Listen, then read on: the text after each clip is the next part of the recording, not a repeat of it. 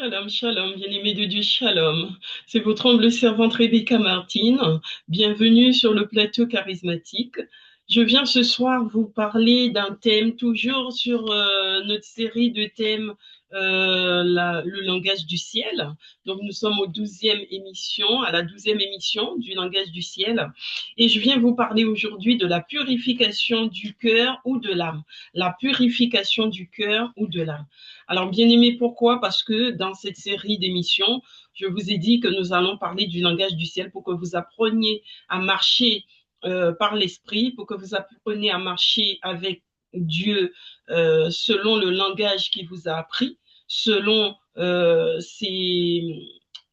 ce qu'il nous a appris, hein, ses ordonnances, d'après les ordonnances et les lois qu'il nous a laissées par ses serviteurs les prophètes, par les anciens dans la Bible, hein, tous ceux, Abraham, Isaac, Jacob, tous ceux qui sont passés avant nous, le Seigneur leur a laissé des ordonnances, des lois que nous devons respecter. Tout est consigné dans les Saintes Écritures, hein, que nous allons suivre pas à pas, que je tiens dans la main, hein, que je vais feuilleter avec vous pas à pas. Nous allons avancer dans les Saintes Écritures pour parler de tout cela. Alors, tout d'abord, bien-aimé, j'ai envie de te dire que pour moi, la purification du cœur ou de l'âme, hein, cette purification, pourquoi on dit la purification du cœur ou de l'âme? Parce que on parle d'âme, parce que c'est ton âme qui ne meurt pas, l'âme ne meurt pas, le corps meurt, mais l'âme ne meurt pas. Donc c'est pour ça que je dis purification de l'âme, purification du cœur, parce que nous avons un cœur physique, dans le corps, mais nous avons aussi un cœur spirituel dans notre âme. Donc, du coup, ce cœur physique et spirituel qui ne forme qu'un dans le corps doit être pur pour que nous puissions approcher Dieu. Car la Bible déclare que seulement ceux qui plaisent à Dieu, ceux qui font la volonté de Dieu plaisent à Dieu. Il y a seulement ceux qui font la volonté de Dieu qui plaisent à Dieu. Donc, faire la volonté de Dieu, c'est quoi, bien-aimé? C'est marcher selon la parole de Dieu. C'est marcher selon les directives que Dieu nous a données. Et pour moi, la purification du cœur ou de l'âme, ça se résume en deux mots. Je dirais l'amour et la soumission. Pourquoi l'amour? Parce que Dieu est amour. C'est écrit dans le livre de Jean, Jean 1, tu verras qu'on te dit que Dieu est amour. Donc, parce que Dieu est amour, nous aussi, nous devons marcher dans l'amour. Nous devons avoir l'amour, mettre l'amour en avant dans tout ce que nous faisons, dans nos relations, que ce soit les relations familiales, que ce soit relations professionnelles, relations amicales, relations de voisinage. Peu importe la relation, l'amour doit être primordial dans nos relations. Et ensuite, la soumission. Alors, pourquoi la soumission? Parce que euh, c'est un commandement divin. Dieu nous dit ces deux verbes, hein, ces deux mots, amour et soumission, c'est Dieu qui nous l'a recommandé. Dieu nous demande d'être soumis. Dans 1 Pierre 2, donc nous allons donc le voir, dans 1 Pierre 2, verset 13, la parole de Dieu nous dit, soyez soumis à cause du Seigneur, à toute autorité établie parmi les hommes. Il nous dit, soyez soumis à cause du Seigneur. Donc ça, c'est la parole de Dieu qui le dit, que nous devons vivre dans la soumission. Mais vivre dans la soumission, bien aimé, c'est quoi? Beaucoup confondent soumission et faiblesse. Comme si tu es soumis, c'est que tu es faible. Non, bien aimé, c'est pas une marque de faiblesse. Au contraire, c'est une force. La soumission est une force, bien aimé. Parce que lorsque tu es soumis, tu te fais respecter. Lorsque tu es soumis en additionnant l'amour à ta soumission, tu es respecté, bien-aimé. Mais lorsque tu n'es pas soumis, ça veut dire que tu es rebelle. Le contraire de la soumission, c'est la rébellion. Et si tu marches dans la rébellion, bien-aimé, si tu n'appliques pas les commandements divins et que tu marches dans la rébellion, eh bien, cela veut dire, bien-aimé, que tu ne fais pas la volonté de Dieu. La volonté de Dieu, c'est que tu sois soumis à toute autorité. Il te dit à toute autorité. Il n'a pas dit en fonction de si la personne est quelqu'un de bien ou pas. Il t'a dit de te soumettre. C'est-à-dire, dans ton travail, tu dois te soumettre à ta direction. Dans ta famille, en tant qu'enfant, tu dois te soumettre à tes parents parce que tes parents représentent une autorité devant toi. Dans le travail, tu as une autorité, tu as un directeur, tu as des chefs de service. Tu dois te soumettre à ton supérieur hiérarchique parce qu'il te dit à toute autorité. Il y a aussi la justice. Tu dois te soumettre aux autorités de justice, te soumettre à toute autorité devant toi. Il te dit, soumets-toi. Parce que Christ même s'est soumis. Lui qui n'avait point péché, lui qui n'avait point fait de mal, il s'est soumis aux autorités de son époque. Il s'est soumis.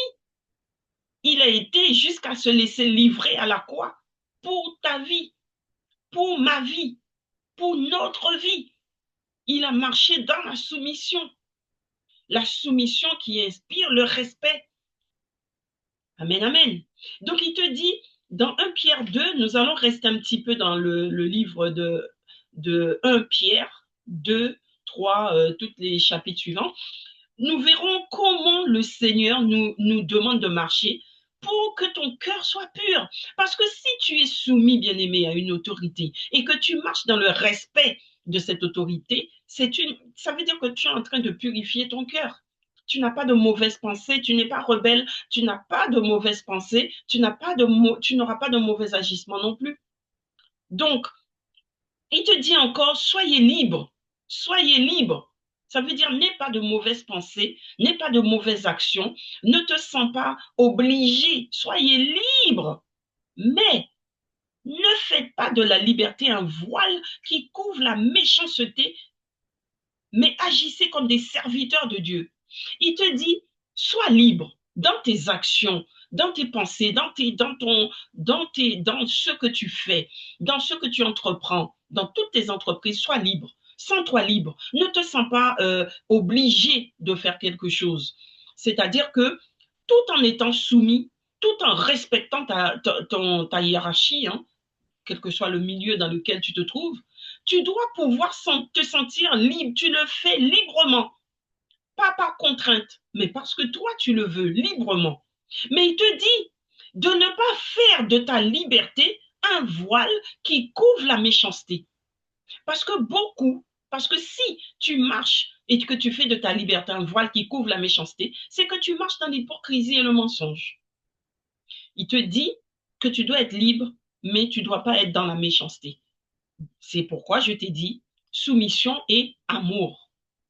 Tu dois être libre, mais dans l'amour, marcher dans l'amour, agir dans l'amour comme un serviteur ou une servante de Dieu. C'est-à-dire, tu verras dans d'autres écritures, il te dit, tout ce que vous faites, faites-le comme pour le Seigneur. Tout ce que tu fais, tu dois le faire comme si c'était pour Dieu. Ça veut dire la soumission que tu montres devant tes supérieurs, ça veut dire que le travail qu'on te demande, ce qu'on te demande, tu le fais comme si c'était pour Dieu que tu le faisais. C'est pourquoi il te dit, comme des serviteurs de Dieu. Agis comme un serviteur de Dieu. Fais comme si c'était pour Dieu que tu travaillais. Fais comme si, même si ta hiérarchie est mauvaise, même si ta famille est mauvaise, les gens sont mauvais autour de toi, mais tu dois garder en tête que tu as un Dieu. Il voit toutes choses et c'est lui qui combat pour toi. Il t'a dit que rien ne lui est impossible. Il combat pour toi. Il te dit, tu verras plus loin, je te dirai comment il veille sur ton âme. Il est le Dieu qui veille sur ton âme. Amen, amen. Amen, amen. Il te dit, n'aie pas peur. N'aie pas peur. N'aie pas peur, bien-aimé. Il te dit, dans Hébreu 1, dans 1 Pierre 3, verset 16, il te dit, ayez une bonne conscience. Dans tout ce que tu fais, aie une bonne conscience. La bonne conscience, ça veut dire des pensées pures, des idées pures. Et c'est ça qui prouve que ton cœur est pur. Parce que lorsque tu as des bonnes pensées, bien-aimées, les pensées viennent du cœur. C'est pourquoi je te parlais tout à l'heure du cœur physique et du cœur spirituel de l'âme. Le cœur de l'âme qui est spirituel, puisque ton âme est spirituelle. Et le cœur du physique qui est dans ton corps. Mais bien-aimé, l'Éternel te dit d'avoir une bonne conscience. Sa parole te dit, aie une bonne conscience dans tout ce que tu fais. Tout ce que tu fais, retire la méchanceté de ton cœur. Aie des bonnes pensées, parce que les pensées viennent du cœur. Amen, amen. C'est pourquoi Dieu t'a dit de veiller sur ton cœur. Veille sur ton cœur plus que tout au monde, car de lui viennent les sources d'eau vive.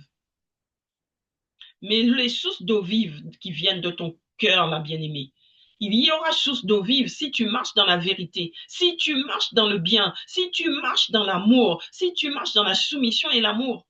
Mais si tu marches dans le mal, bien-aimé, ce ne sont pas des sources d'eau vive qui couleront de ton cœur, mais de l'angoisse, de la méchanceté, de l'hypocrisie, du mensonge et tout ce qu'il y a de mal. C'est ça qui va couler de ton cœur.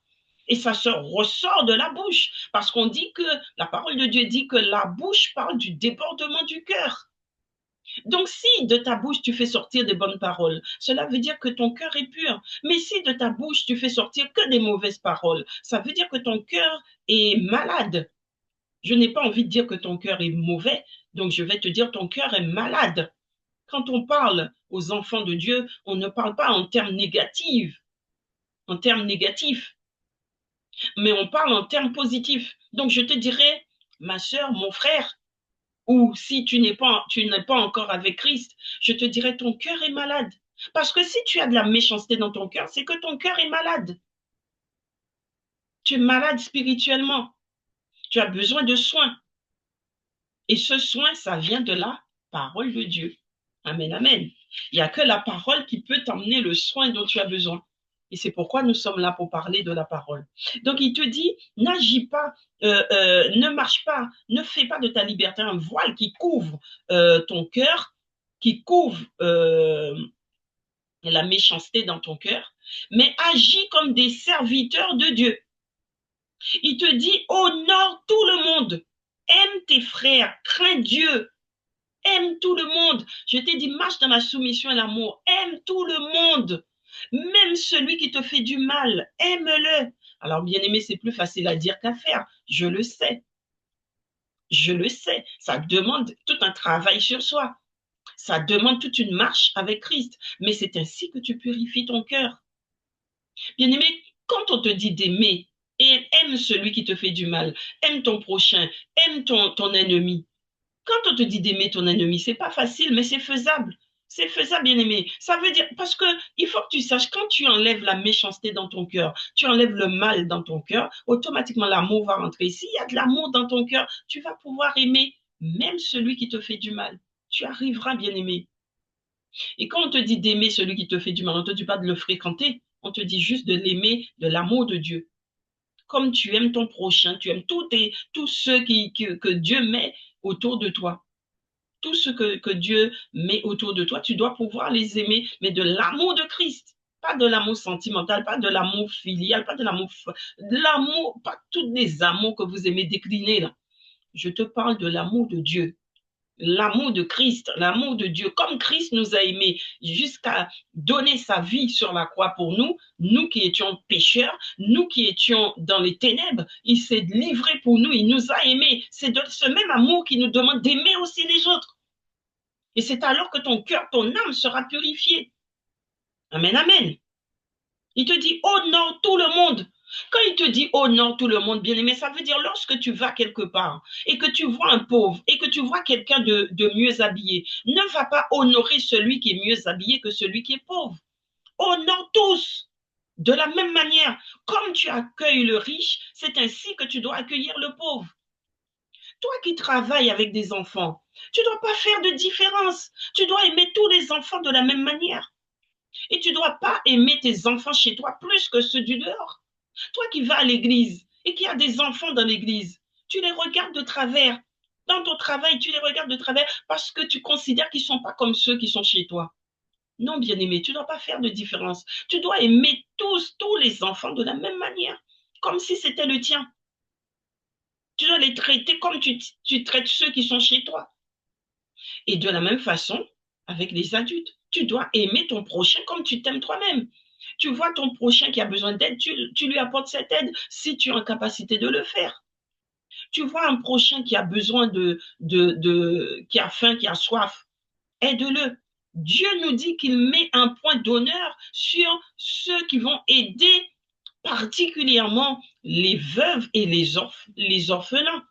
Dieu te dit que lui, il les protège, mais aussi l'étranger, parce qu'il dit que le peuple d'Israël a été étranger en Égypte. Tout comme toi aussi, bien-aimé, tu as déjà été étranger ailleurs. Si tu as déjà voyagé, tu as déjà été étranger. Donc, tu dois pouvoir accueillir l'étranger. Tu dois pouvoir accueillir l'orphelin qui n'a plus de père ni de mère et qui n'a comme repère que ses pères et Dieu. Donc, tu dois pouvoir aimer. Ensuite, il te dit, c'est une grâce que de supporter des afflictions par motif de conscience envers Dieu quand on souffre injustement. Alors, bien-aimé, pourquoi je te cite ce passage biblique qui est écrit dans 1 Pierre 2, verset 19, que c'est une grâce de supporter l'injustice, surtout si cette injustice est livrée gratuitement. Par motif de conscience envers Dieu, il te dit supporte ces injustices par motif de conscience pour Dieu. Pourquoi il te dit ça, bien-aimé? Parce que lorsque vous vivez des choses difficiles, lorsque nous sommes dans l'épreuve du feu, souvent, nous avons tendance à endurcir notre cœur.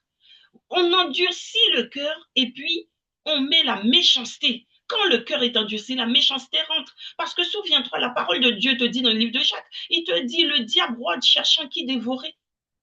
Donc, quand ton cœur est endurci, eh bien, il rentre. Il voit une porte ouverte, il rentre. Et il te déverse la méchanceté.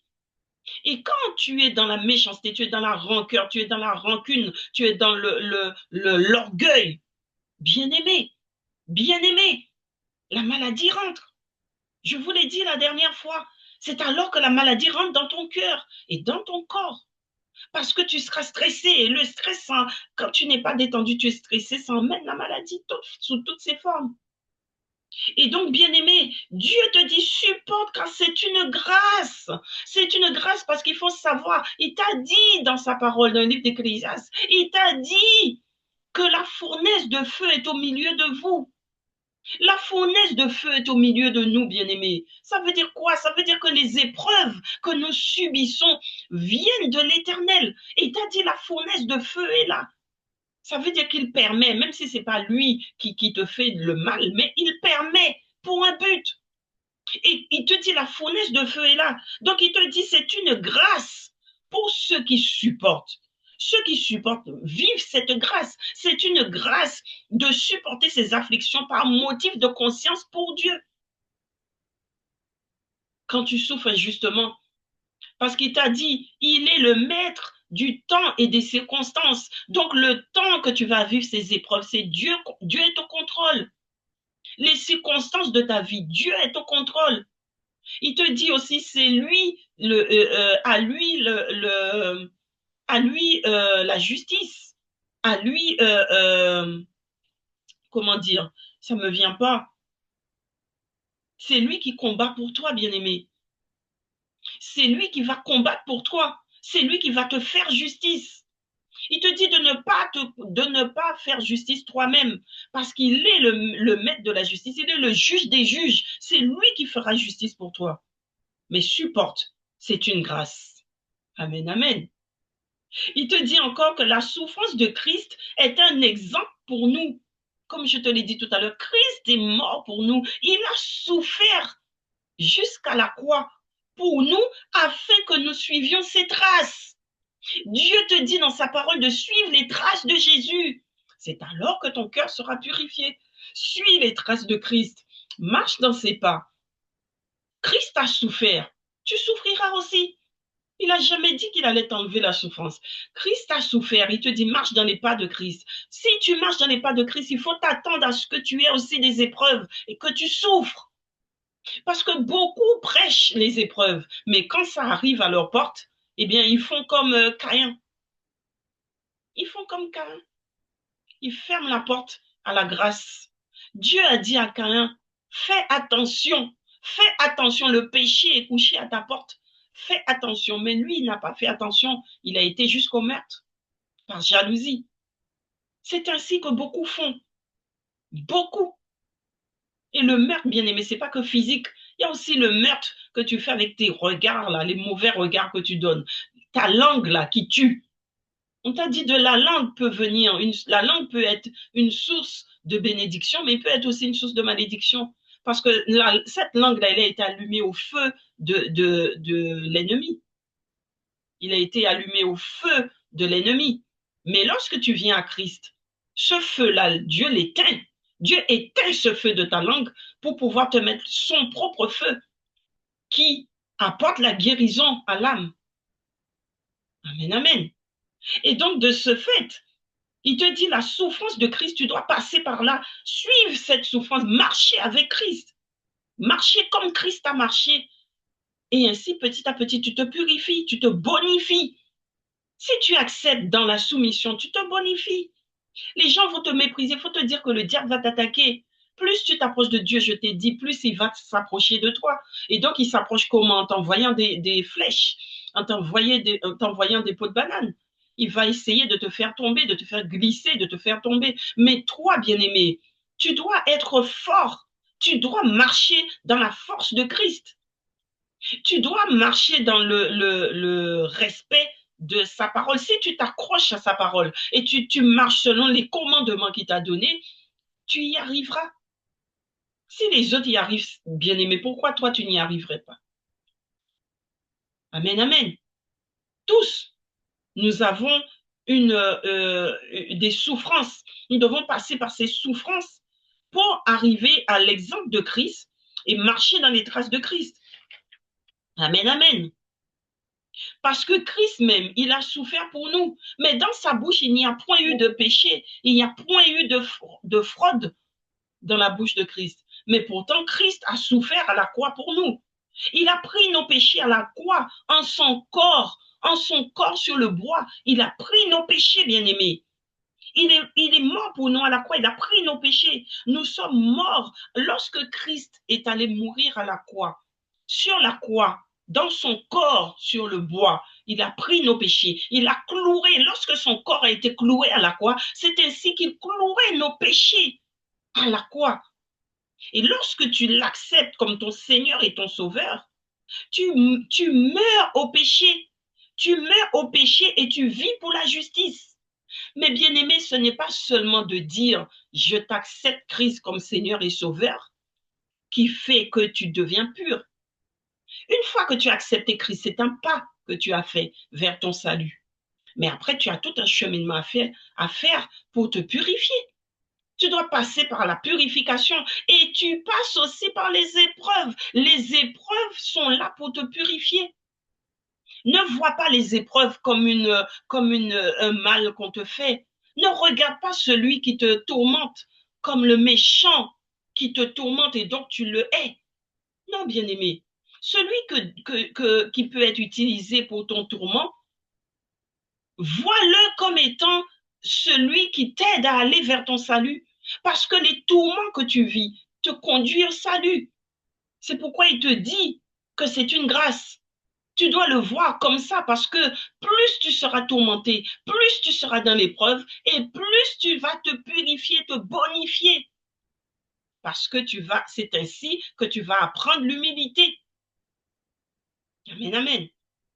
La souffrance nous conduit à l'humilité. Et la souffrance t'aide à lâcher prise. Tout ce que tu n'arrives pas, tout le péché que tu n'arrives pas à quitter, dont tu n'arrives pas à te détacher, c'est par la douleur, c'est par la souffrance que tu lâches prise.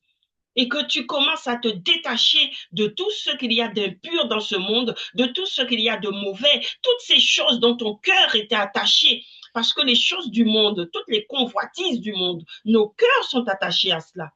Nos cœurs sont très attachés aux convoitises du monde.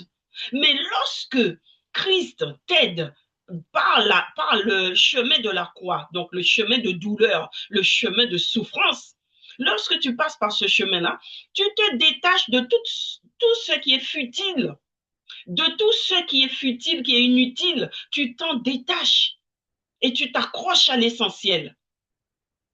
C'est alors que ton cœur se purifie, se bonifie et que tu t'approches petit à petit vers l'œuvre de la croix, vers ton salut, dis-je. Tu t'approches vers ton salut. Donc, c'est ainsi que tu seras mort au péché. Le péché va se détacher de ton cœur, va se détacher toutes les convoitises du monde. C'est ça qui te pousse à pécher. Parce que tu convoites les choses du monde. Tu as vu que les gens ont des maisons, tu veux avoir une maison. Tout le monde a une voiture, tu veux une voiture. Tout le monde s'habille d'une certaine marque, tu veux aussi avoir cette marque. C'est de la convoitise, bien-aimé, qui te conduit au péché. Donc, lorsque Dieu t'envoie, permet des épreuves dans ta vie, automatiquement, tu te détaches de ces convoitises pour t'attacher à Christ, pour t'attacher à l'essentiel de ta vie. Amen, amen. Et c'est alors, il te dit, nous sommes guéris par les meurtrissures de Christ. Mais c'est par tes meurtrissures aussi que tu vas guérir, bien-aimé. Il te dit, nous sommes guéris par les meurtrissures de Christ, parce que Christ a pris sur lui nos péchés. Lui qui n'avait pas péché, il a pris sur lui nos péchés. C'est alors que les souffrances, les douleurs que tu subis, bien-aimé, dans la vie, viennent compléter les souffrances de Christ. Non pas parce que Christ n'a pas tout accompli, parce qu'il t'a dit tout est accompli à la croix. Mais il t'explique que tu dois passer par le même chemin que lui. Mais le chemin par lequel tu passes ne sera jamais à hauteur de ce que Christ a vécu. C'est pourquoi on parle de complément. On te dit que tu viens compléter les douleurs de Christ. Tu viens compléter les souffrances de Christ. Et c'est ainsi que tu peux faire partie du corps de Christ. Quand on parle du corps de Christ, on parle de corps, non, on emploie bien le mot corps, le corps de Christ. Mais le corps de Christ, pour que tu rentres dans le corps de Christ, tu dois passer par le cheminement de Christ. Le même cheminement que lui, le même chemin. Quand on parle de cheminement, on parle de chemin. Bien-aimé, si tu veux venir vers moi, tu veux venir chez moi, mais si tu ne prends pas le même chemin que je prends pour rentrer dans ma maison, comment est-ce que tu pourras arriver dans ma maison? Tu dois prendre le même chemin que j'ai pris pour venir jusqu'à chez moi. C'est ce même chemin que tu vas prendre pour arriver chez moi. Eh bien, c'est de la même façon. Si tu veux être avec Christ, tu dois prendre le même chemin que Christ. Le chemin par lequel il est passé pour aller au salut, tu dois passer par ce chemin-là pour arriver à ton salut et pour entrer dans le corps de Christ. Amen, amen. Mais ça demande de la discipline, bien-aimé. Ça demande de la force, du courage, de la discipline. Et cette force, c'est Christ qui te le donne. Ce n'est pas toi qui vas forger ta force. Ce n'est pas sur ta force humaine que tu vas t'appuyer, mais sur une force divine. Et la force divine vient de Dieu. Ça vient de Christ. C'est lui seul qui te donnera cette force divine. Et le courage, la force, ça vient de Christ. Amen, amen. C'est lui qui te donnera la capacité de supporter les épreuves. Parce qu'il voit que tu marches dans ses voies, que tu respectes ses commandements, tu respectes les directives qu'il t'a données, les lois, les commandements. Il te dit bien dans 1 Pierre 2, verset 25, la parole de Dieu nous dit, nous étions comme des brebis errantes. Mais maintenant, nous sommes retournés vers le pasteur et le gardien de nos âmes. Bien-aimé, Christ dit que avant que tu ne viennes à lui, tu étais une brebis errante. J'étais, avant d'aller à Christ, j'étais moi-même une brebis errante. Nous étions tous des brebis errantes. Pourquoi? Parce que nous marchions dans les ténèbres. Parce que nous marchions dans une voie qui n'était pas droite, qui n'était pas juste à cause du péché. Je t'ai parlé tout à l'heure des convoitises du monde qui nous maintenaient dans le péché.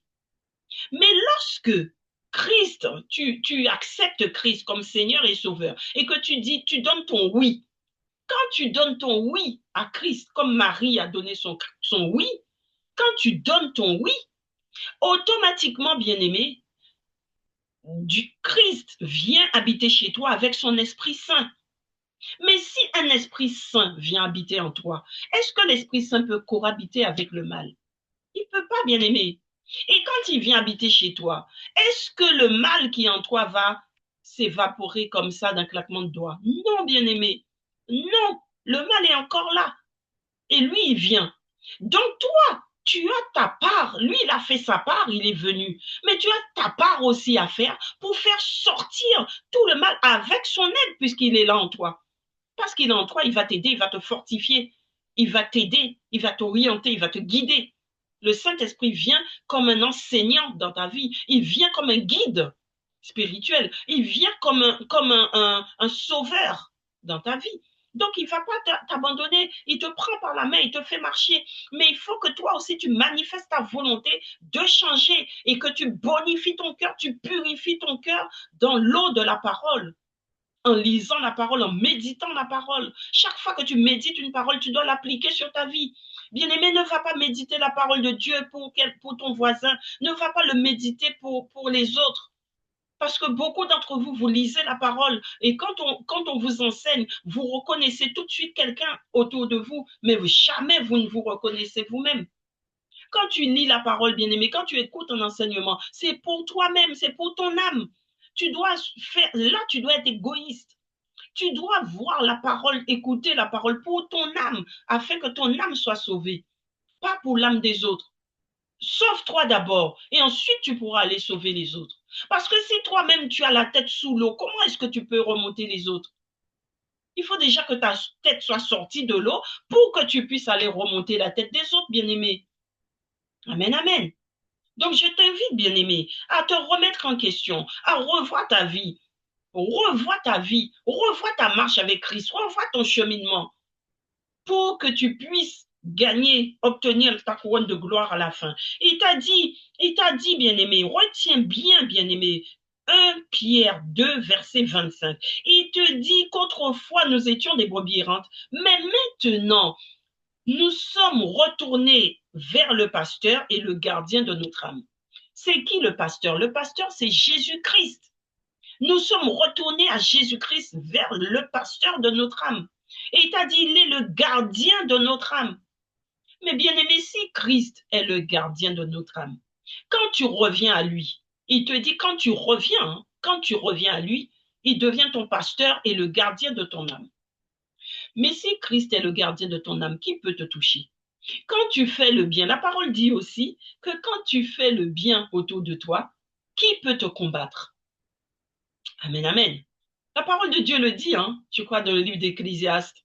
Il dit, quand tu fais le bien autour de toi, mais qui peut te faire du mal? Qui peut te contredire le bien que tu fais? Qui peut te faire du mal si tu fais le bien? Il te dit non. Christ est le gardien de ton âme. Si tu fais le bien, c'est que tu as la puissance de Dieu en toi qui te pousse à faire le bien. Mais qui peut contrer la puissance de Dieu? Qui peut contrer le bien? Si lui est le gardien de ton âme, de quoi t'inquiètes-tu? C'est pourquoi il te dit de ne pas t'inquiéter du manger ou du boire, ni du vêtement que tu vas porter, parce que lui veille sur ton âme. Il veille sur toi. S'il veille sur ton âme, c'est qu'il veille aussi sur ton corps, bien-aimé.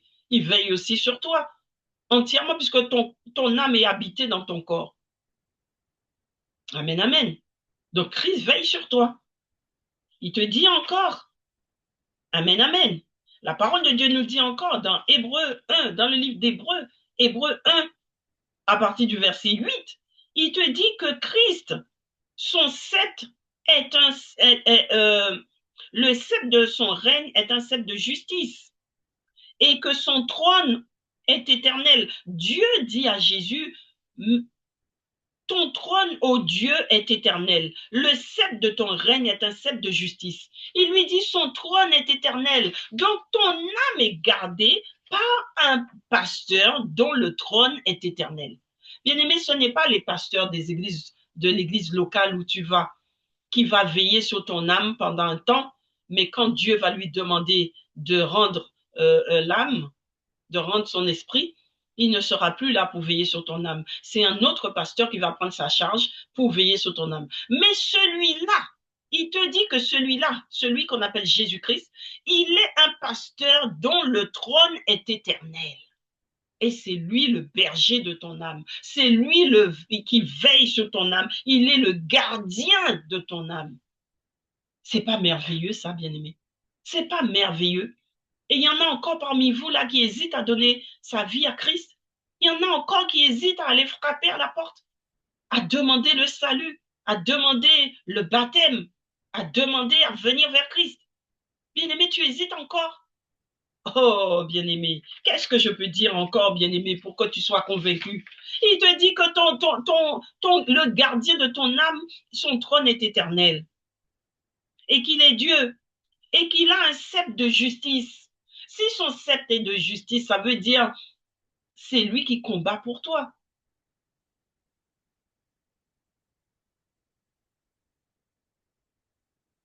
Il dit encore, mais toi, tu es toujours le même et ton existence n'aura pas de fin. C'est toujours pour parler de Jésus. Il est toujours le même et son existence n'aura pas de fin. Amen, amen. Donc, bien-aimé, quand tu as un tel Dieu devant toi qui te donne des commandements, qui t'explique comment marcher avec lui en purifiant ton cœur et ton âme, qu'est-ce que tu attends, bien-aimé, pour te livrer à Christ, pour donner ta vie? Il te dit encore dans la parole, bien-aimé, de sanctifier. Dans 1 Pierre 3, verset 15, la parole te dit, mais sanctifiez dans vos cœurs Christ le Seigneur, car il est toujours prêt à vous défendre avec douceur et respect devant quiconque vous demande raison de l'espérance qui est en vous. Non, afin que vous soyez toujours prêts à vous défendre avec douceur et respect devant quiconque vous demande raison de l'espérance qui est en vous. En quelque sorte, il te dit de sanctifier Christ dans ton cœur. Parce que comme je t'ai dit tout à l'heure, lorsque tu donnes ta vie à Jésus-Christ, il vient avec son esprit. Le Père, le Fils et le Saint-Esprit viennent habiter dans ton cœur. Et quand ils viennent dans ton cœur, ils viennent habiter dans ton cœur, ils mettent l'espérance parce que le Saint-Esprit déverse de son esprit en toi. Et quand il déverse cet esprit en toi, il te donne l'espérance de la gloire. Et il te dit que quiconque t'en demandera compte, cette espérance qui a été déversée en toi, amen, amen, tu dois être prêt à te défendre avec douceur et respect. Tu dois être prêt à défendre cette espérance en toi par l'aide du Saint-Esprit avec douceur et respect. Amen, amen. Parce que si tu marches dans l'amour, tu dois marcher dans la douceur et le respect.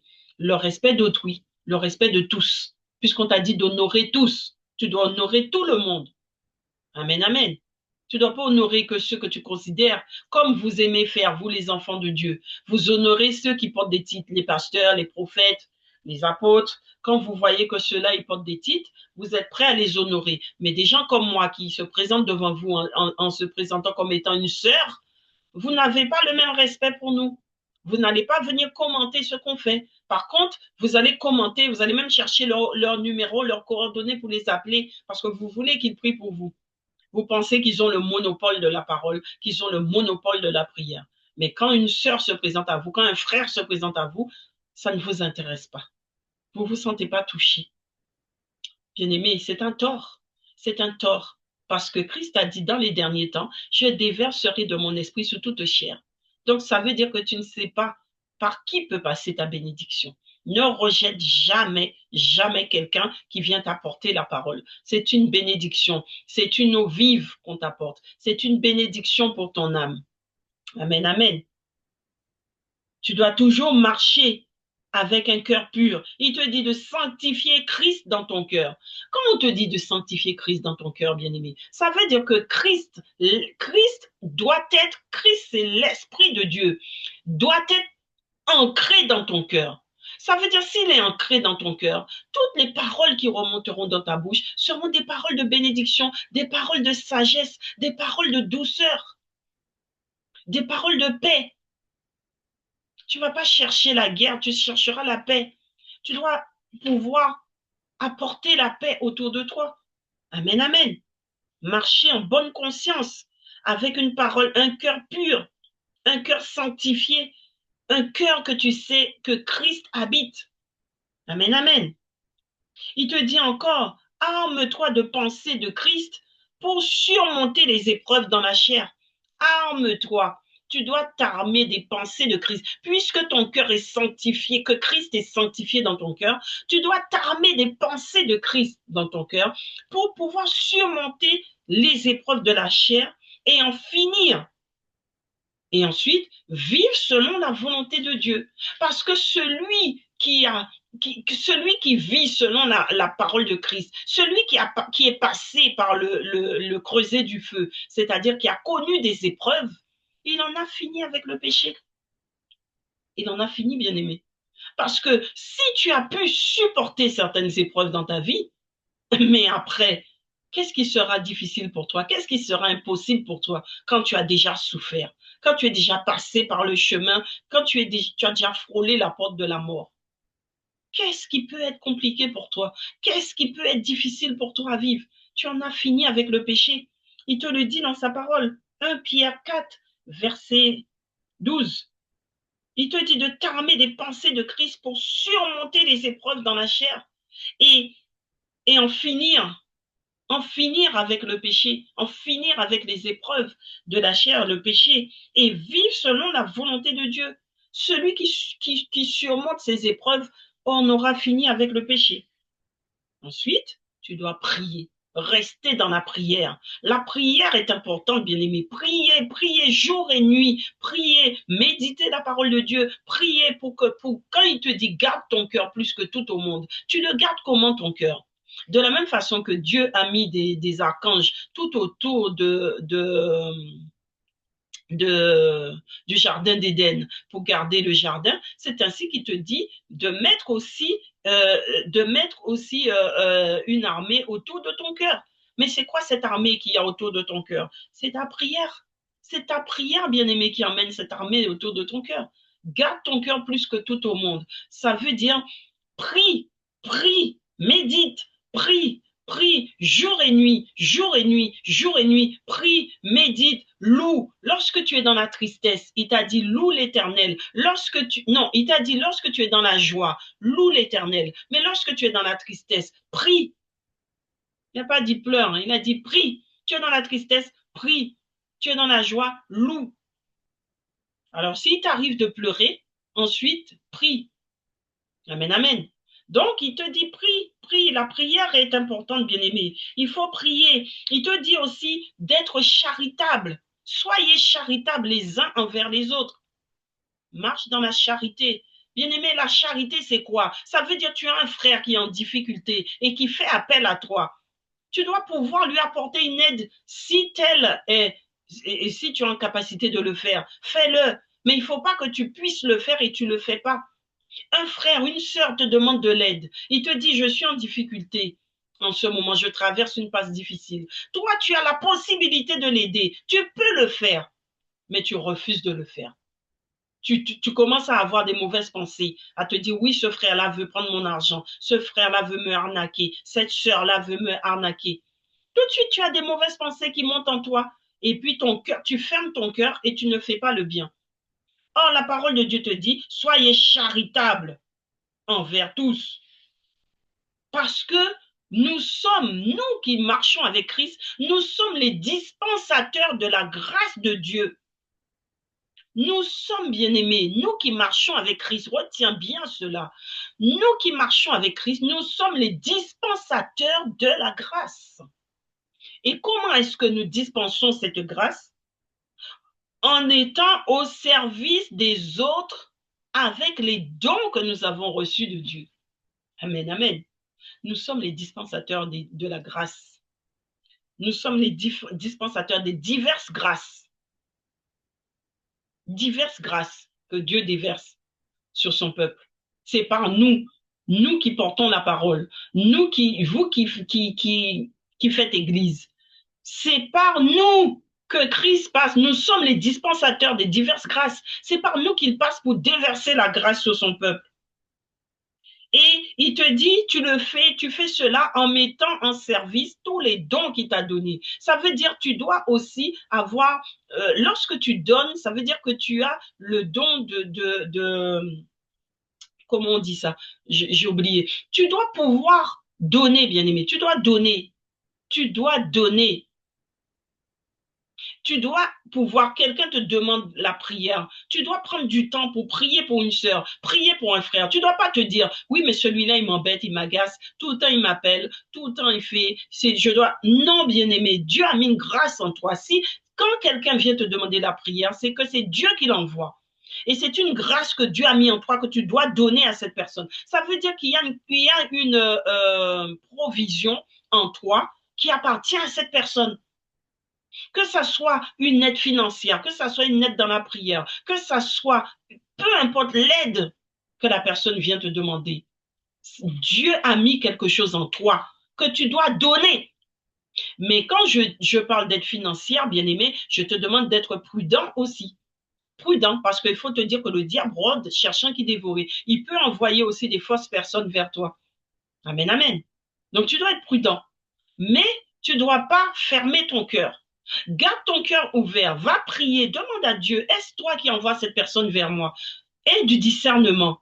Demande le discernement à Dieu. Agis avec sagesse et non avec désinvolte en faisant n'importe quoi et en disant oui, mais la sœur avait dit. Non, bien-aimé, ce que je te dis, tu dois l'appliquer, mais avec sagesse et discernement. Demande le discernement à Dieu, demande la sagesse à Dieu pour savoir qui sont les personnes qui viennent vers toi. Et quand les gens viennent vers toi, ne ferme pas ton cœur. Ouvre ton cœur. Tu dois donner. Donne, bien-aimé, donne de ta personne, donne de ton argent, donne de ta nourriture. Donne, bien-aimé. Tu dois donner parce que Dieu a mis en toi pour que tu partages. Dieu te donne pour que tu distribues. Parce que tu es dispensateur d'une grâce qui appartient peut-être à quelqu'un, une âme que tu dois sauver. C'est tous ces dons, le don de Dieu, le don en toi, le don que tu as reçu. Il ne te l'a pas donné pour toi et ta famille, il te l'a donné pour les autres. Tu dois l'accomplir en dehors de chez toi et en dehors de chez toi. Amen, amen.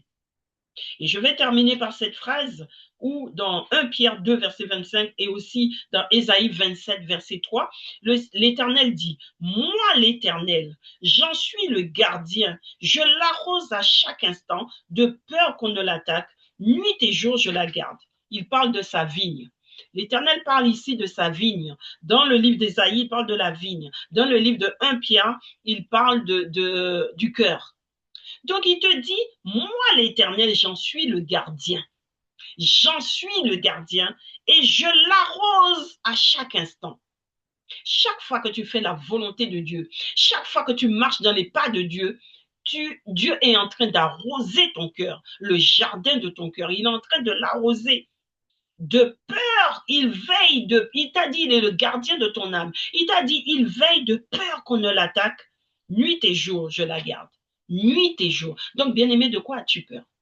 De quoi as-tu peur? Dieu est en train de te dire, nuit et jour, il garde ton âme. De quoi as-tu peur? Quand j'entends certains d'entre vous me dire, j'aimerais bien faire comme toi, j'aimerais servir Dieu, mais j'ai peur. J'ai peur des attaques. J'ai peur des méchants, des sorciers. Mais bien-aimé, n'est-ce pas Dieu le gardien de ton âme? De qui as-tu peur? Est-ce que les sorciers sont plus forts que le Dieu que tu invoques? Est-ce que les sorciers sont plus forts que Dieu? Tu as peur de prier pour les autres. Tu as peur d'aider les autres. De peur, tu as peur que si tu donnes de l'argent, qu'on fasse le mal sur ton argent et qu'on t'appauvrisse.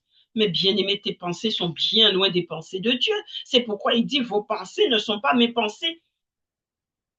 Et vos voix ne sont pas mes voix. Parce que tu as des pensées négatives. Mais le Dieu qui veille sur ton âme ne peut-il pas veiller sur ton argent? Le Dieu qui veille sur ton âme ne peut-il pas veiller sur tes prières, veiller sur toi pour que lorsque tu pries pour quelqu'un, que tu sois protégé? Dieu te dit que lorsque tu travailles pour lui, lui travaille pour toi. Quand tu pries pour les autres, lui prie pour toi. Bien-aimé, tu préfères quoi? Qu'un étranger prie pour toi ou que Dieu prie pour toi? Moi, je te dis, bien-aimé, je préfère tomber dans les mains de Dieu que de tomber dans les mains de l'homme. Amen, amen. Parce que l'homme est méchant. Même quand l'homme sert Dieu, l'homme est méchant.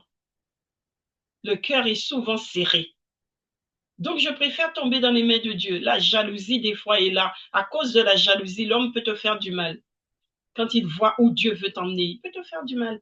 Mais quand tu tombes dans les mains de Dieu et que Dieu prie pour toi, je peux te dire que tu ne peux que monter, être porté, comme sur un nuage. Amen, amen. Alors, bien-aimé, je vais m'arrêter là. Je vais m'arrêter là. C'était la purification du cœur et la purification de l'âme. Comment prier pour rentrer dans la purification du cœur et de l'âme. Amen, amen. Nous allons prier, bien-aimés. Père éternel et tout-puissant, je te rends grâce, je te bénis et je te remercie. Merci pour toutes ces paroles que tu m'as permis de porter devant ton peuple. Merci, éternel Dieu tout-puissant, de m'avoir permis, éternel Dieu de gloire, de bénir ton peuple par ces paroles. Encore une fois, Seigneur, tu as mis ces paroles sur mes lèvres comme un baume de guérison pour ton peuple. Éternel Dieu tout-puissant, je prie que toutes ces pierres, que toutes ces semences, tout ce que j'ai semé, toutes ces graines que tu m'as permis encore de semer ce soir, tombe, éternel Dieu de gloire, dans un jardin malade, Seigneur, un jardin malade, car c'est tu as dit toi-même dans ta parole, je ne suis pas venu pour les bien portants, mais pour les malades. Je prie, éternel Dieu, que ces pierres tombent dans un jardin malade pour que tu apportes la guérison, Seigneur.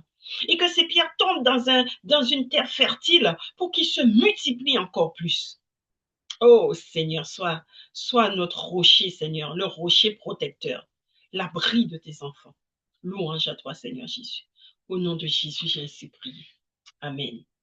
Je vous invite vraiment à vous abonner à l'émission Plateau Charismatique et je vous invite aussi à laisser des commentaires. Surtout, laissez des commentaires pour m'aider aussi, pour me fortifier aussi dans mon travail. Parce que si vous ne laissez pas de commentaires, je ne sais pas ce que vous pensez, je ne sais pas si vous avez été béni, si ça vous a plu, qu'est-ce qu'il faut corriger chez moi. Vous ne me laissez jamais de commentaires, donc je ne peux pas savoir.